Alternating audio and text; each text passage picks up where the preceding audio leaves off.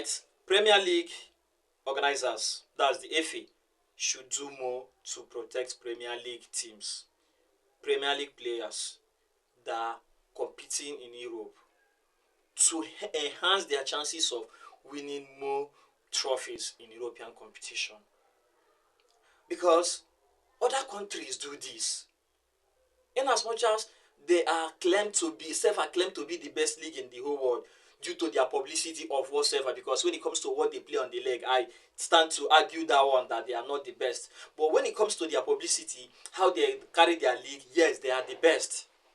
But they have to find a way to help the teams that are operating in England, all these teams that operate that compete in all fronts, to be able to have more chances of winning medals, winning laurels, winning this championship in Europe. They should do more for this club, for goodness sake. I've been clamoring for this. A lot of people have been talking about this, but they are giving no attention. They are paying no attention of whatsoever to this agitation. Now, I read the news yesterday that says that Nantes agreed to postpone their match against PSG to help the Parisian prepare for their double-header clash with Chelsea. I was like, oh, PSG have written to the French Football Association and requested that their match against Nantes be postponed. And as well, Nantes were contacted. Nantes comfortably and willingly say, no problem, we are going to allow you guys to prepare for this match against Chelsea. Let's not forget, Chelsea beat PSG in the World Club 3 convincing 0. And after that winning, a lot of eyebrows were raised. A lot of questions were asked. People were saying that it was a fluke. I even read a statement from PSG left back Mendes, where he said that Chelsea met a weak and tired PSG. That after winning all the whole trophies available in that season, Chelsea made them tired, burned out, and Chelsea ran over them. That is simply put that Chelsea wouldn't have won them had it been that they were just as okay as they're supposed to be. And not just Mendes, a lot of people, a lot of pundits, a lot of journalists were saying that the winning were just a fluke. It was a baby cup competition. That was why PSG were not all out. A lot were made about the Chelsea's winning. But whatever the case, Chelsea will triumph 3-0 convincingly as an underdog. Now, UEFA have found a way to pair them again, to pit both of them in the round of 16 of this year's Champions League. This is an opportunity for whatever has been said to be corrected or to be made to know that it was not a fluke. PSG are looking at this match as a point to prove once again that what happened that day was not what's supposed to be.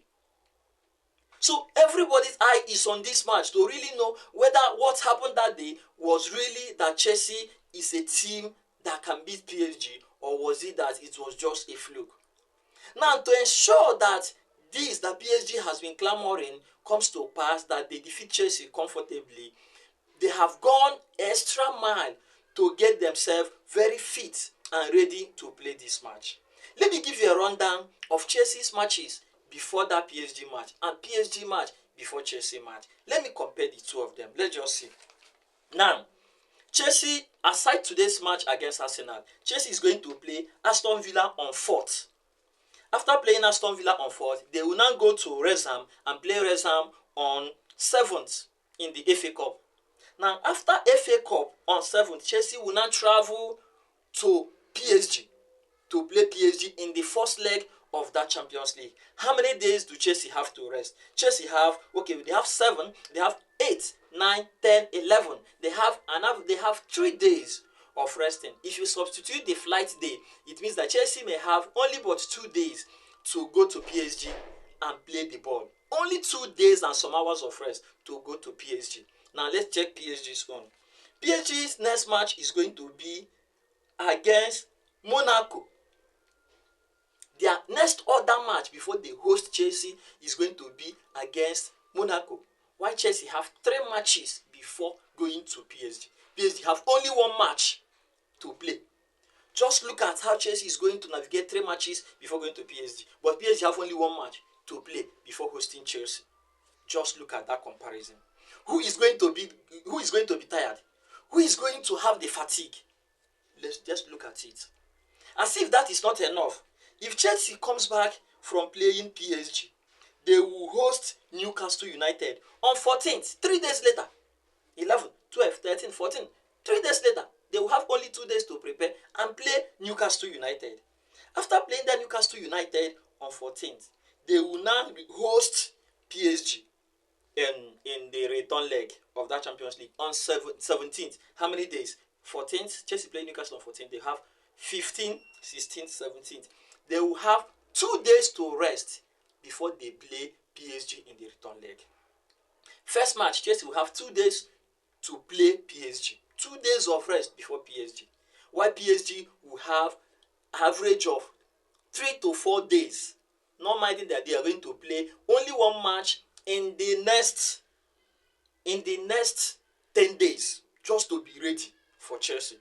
While Chelsea will play 3 matches in the next 10 days to play them.